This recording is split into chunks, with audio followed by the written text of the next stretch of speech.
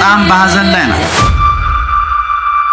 እና በጣም አይተነው ሰምተነው እኛ ድንዝዝ ሃይማኖት የለንም። ታቦት ይዞ ይዘምትና እሱን እንደ ታሪክ እየተናገረ ሃይማኖትና ፖለቲካ አይገናኝም። ምን እያደረጉ ነው? ቆይ ምን በሆነ ያስደስተውታል ይሄ ነገር እንደ ቸር ሰበርና አዲስ ሆነ መረጃ ተመልሼ መጣሁኝ። የአዳማው ሊቀ ጳጳስ ብፁዕ አቡነ ዮሴፍ እንግዲህ ስለ አርቴ ኦርቶዶክሳውያን የተናገሩት ነገር አለ። ሙሉ መረጃውን ከአንደበታቸው የማስደምጣችሁ ነው የሚሆነው። እንዲሁም መምህር ፋንታሁን ዋቂ እንግዲህ በአርሲው ዙሪያ አሁንም ደም መፍሰስ የማይቆም ከሆነ ልክ እንደ አባቶቻችን ታዋክተን ማስቆም አለበት ሲል ያስተላልፈው መልእክት አለ። እንደዚህን ሁሉ አብረን እንመለከታለን። ከዚህ ቪዲዮ እንጀምር። በዚህ ዓለም ህግ ማለት ጉልበት ያላቸው ሰዎች የሚያወጡት የሚያስተገብሩትና የሚያስፈጽሙት ደካማ ያለው አማራጭ ህግ ይወጣበታል፣ ህግ ይተረጎምበታል፣ ህግ ይፈጸምበታል። ከዚህ ንቅንቅ ካለ ወይ ይገደላል፣ ይታሰራል ወዘተ። ስለዚህ መብት ዝም ብሎ አይመጣም። በተግባር የሚታየው እኮ እሱ ነው። ላለፉት 20-30 ዓመታት ምዕመናን ታገሱ።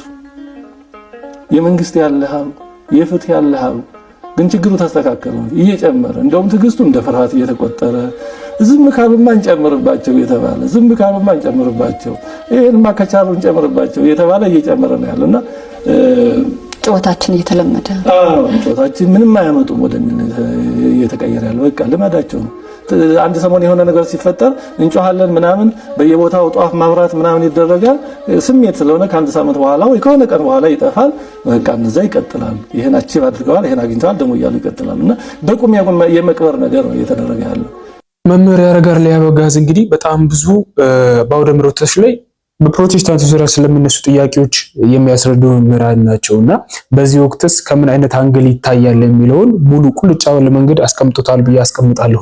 እንግዲህ ቤተክርስቲያን እንዲሁም ክርስቲያኖች ሲሞቱ ቤተክርስቲያንም ስትቃጠል ለቤተክርስቲያን መስዋዕትነት መክፈል ያስፈልጋል ወይስ አያስፈልግም? ለቤተክርስቲያን ብለን ብንዋጋ ኃጢአት ነው ወይስ አይደለም የሚለውን ሊቃውንቱ በጣም በሚገርም ሁኔታ መልሰውታልና እስቲ አሁን በአርሲ ዙሪያ ጦርነት እንኳን ክርስቲያኖች ራሳቸውን ቢከላከሉ ኃጢአት ነው ወይ?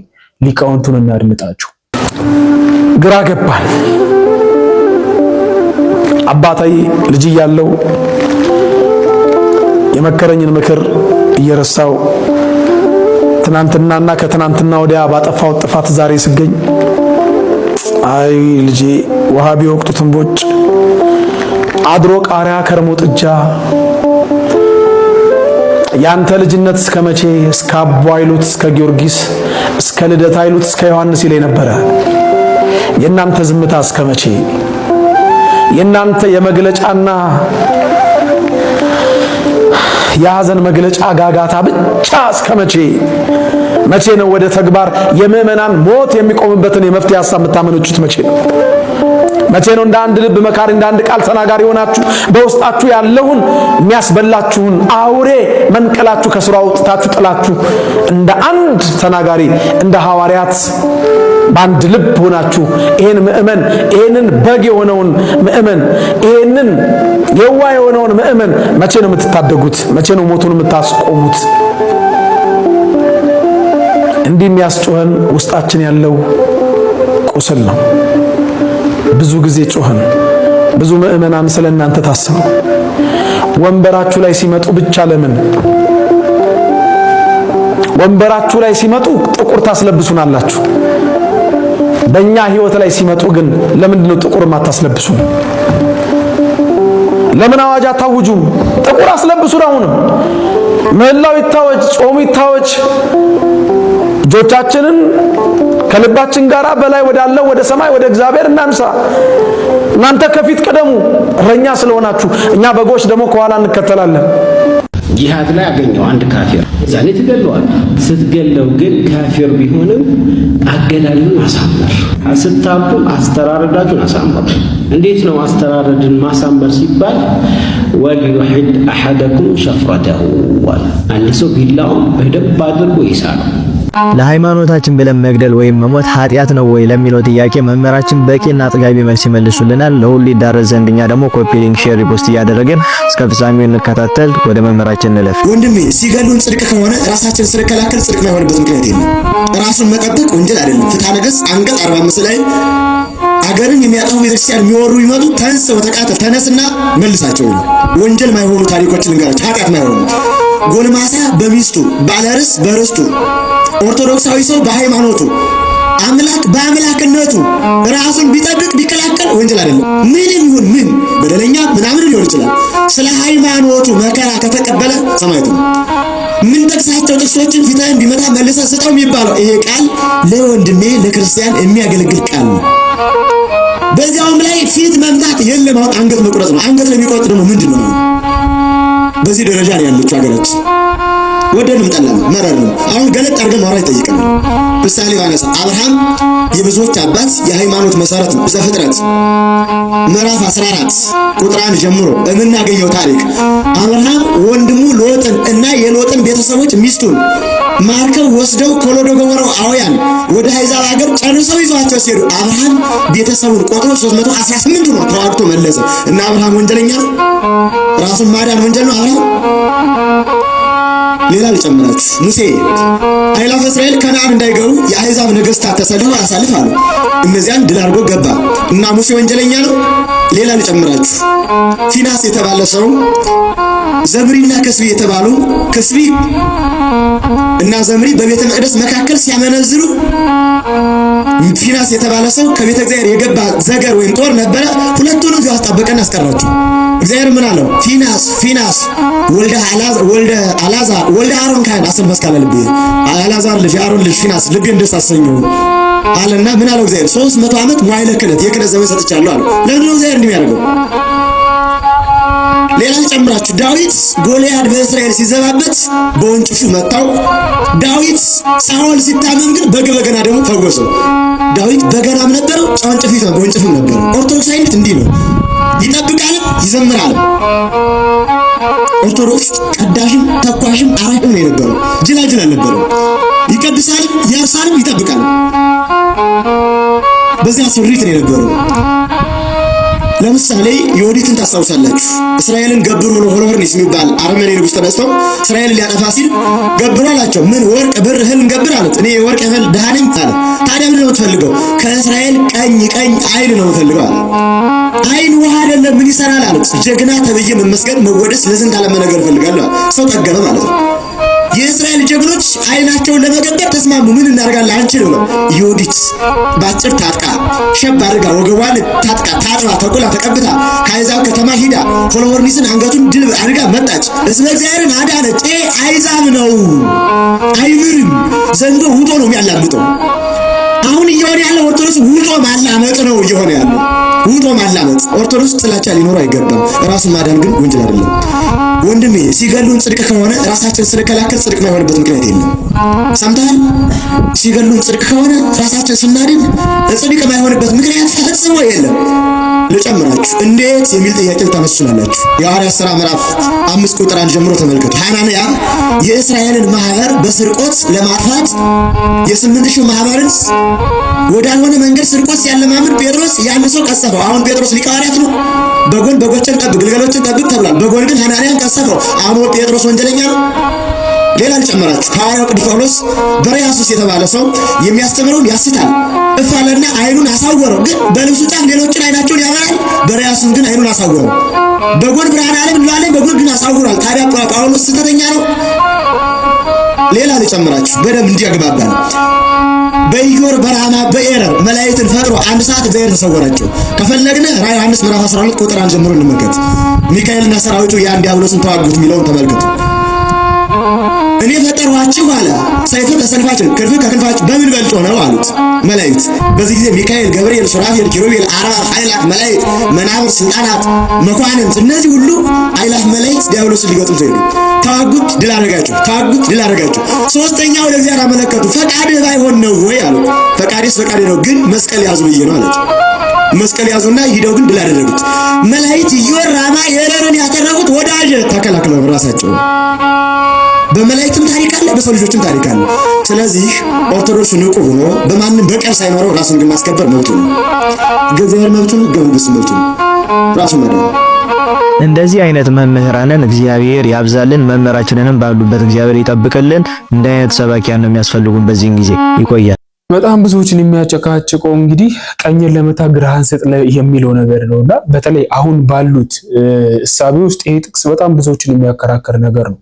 ለገዛ ለሃይማኖት ወንድም እንጂ ለሌላ የተናገረ አይደለም ብላ ቤተክርስቲያን የምታስተምረንና ስለ ሃይማኖታችን ወይ ስለ ቤተክርስቲያን ዋጋ መክፈል ያስፈልጋል ብለው ሊቃውንቱ አስቀምጠውታል። ምክንያቱም ደግሞ መጨረሻ ላይ መምህር ፋንታሁን ዋቄ ከምን አንፃር እንዳስቀመጡት ግልጽ ባለመልኩ የማስመለከታችሁ ነው የሚሆነውና ከድሮ ታሪክ ጋር አጣቅሰው አሁን ድንገት እንኳን ቤተክርስቲያን በዚህ ደረጃ ልክ እየተሰቃየች አባቶችም ዝም ካሉ ክርስቲያኖች ለሚያደርጉት ነገር በሙሉ ኃጢአት ነው ከየት ይታያል?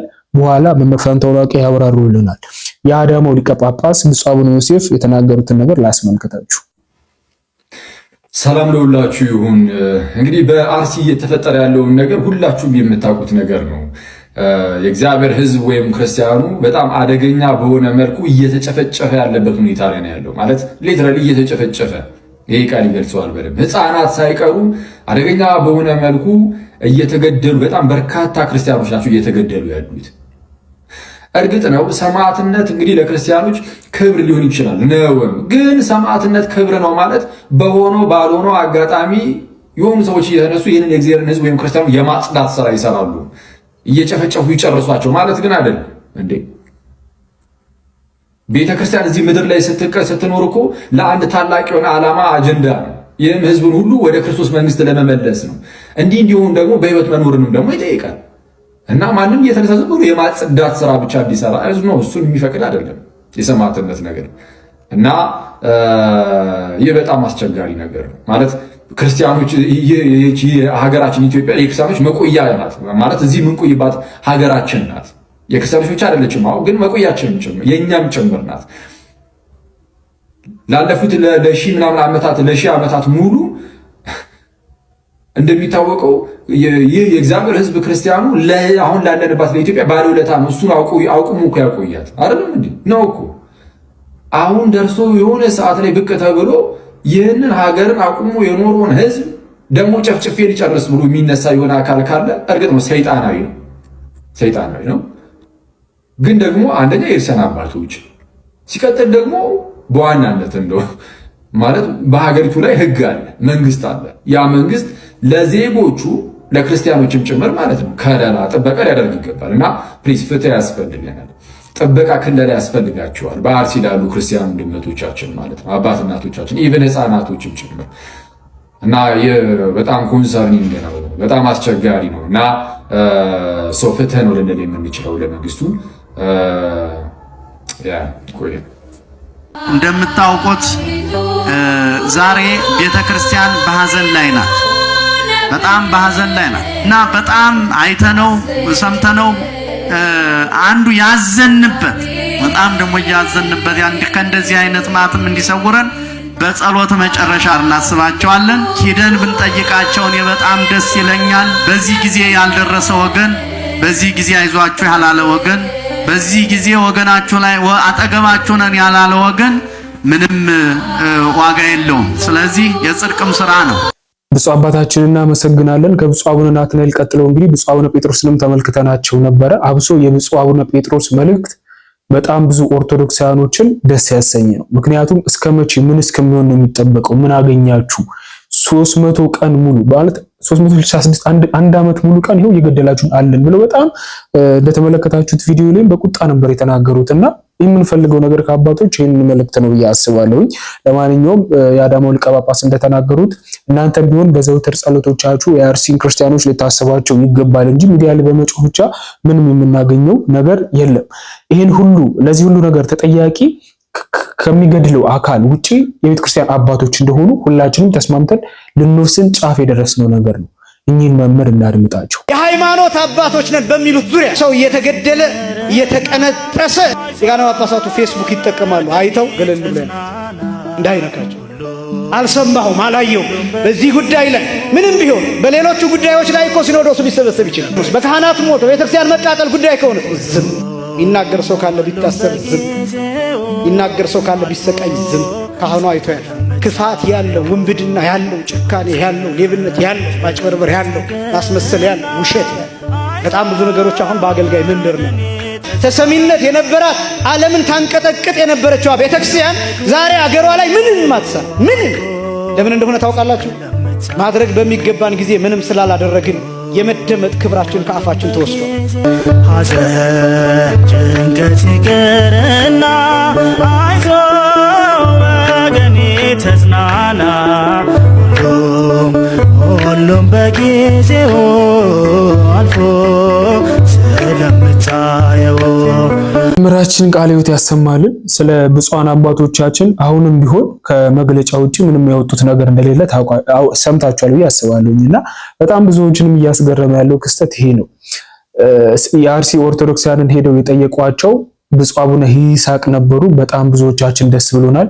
ከሳቸው ውጪ ግን እሳቸው እዛ ሄደው ሲጠይቋቸው ፍኖተ ጽድቅ ታውቃላችሁ አይደለ እንዳይሰራ ታግዶ ነበር። አሁን እገዳው ተነስቶለት ሙሉ አዳራሹን እያስመረቀ ነበርና ሙሉ ጳጳሳቶቹ እዛ ሄደው ሲመርቁለት ነበር። ብፁዕ አቡነ ይስሐቅ ግን እዛ ሄደው አርሲዎችን ሲጠይቁ ነበርና ምንም ያልተገናኘ መንገድ ላይ ነው እያየናቸው ያለው። ስለዚህ አሁንም ቢሆን የብዙዎቹ ጥያቄ ስለ አርሲ ኦርቶዶክሳውያን መግለጫ ብቻ ሳይሆን እውነት ከዚህ በኋላ ሞት አይቀጥልም ማለት እኮ አይደለም። ድጋሚ ሲመጣ ደግሞ እውነት መግለጫ ሊያወጡ ነው ወይስ አይደለም? ብዙዎቻችንን የሚያስተዛዝበን ነው ብዬ አምናለሁኝና ብቻ አባቶቻችን ልክ ነው። በቃ በቁጣ የተናገሩት መምህራኖቻችን በአውደ ምሕረት ላይ እኔ በጣም የተደሰትኩበት ነገር ነውና ጉቦ የምትበሉባቸው አበል እንዲሁም ለእናንተ የወር ደሞዝ የሚሰጧችሁ ምዕመናን እየሞቱባችሁ ነው። ስለዚህ ከነሱ ላይ የሚቆረጥ ሪቫን ስለሌለ ዝምታችሁን መርጣችኋል ብለዋልና እውነት ነው። ምን እንደሚሰማቸው እርግጥ አናቅም፣ እነሱ በምን ተያዙ አልተያዙ የሚለውና በዚህ ደረጃ ልክ ግን አባቶች ለቤተ ክርስቲያን እረኛ ሆነው እስከቆሙ ድረስ እንደ ሙሴ መሆን አለባቸው የሚል ሐሳብ ነው ብዙዎችን እያነጋገረ ያለው። ለማንኛውም በመጨረሻ ሐሳባችንን ርዕሳችንን እንጠቅልለውና ስለ ሃይማኖታችን ወይ ስለ ቤተ ክርስቲያን ዋጋ ብንከፍል ጦርነት ቢኖር ኃጢአት ነው ወይስ አይደለም? የአባቶቻችን ምንድን ነበር ያደረጉት? እስቲ መምህር ፋንታሁን አዋቂን እናድምጣቸው።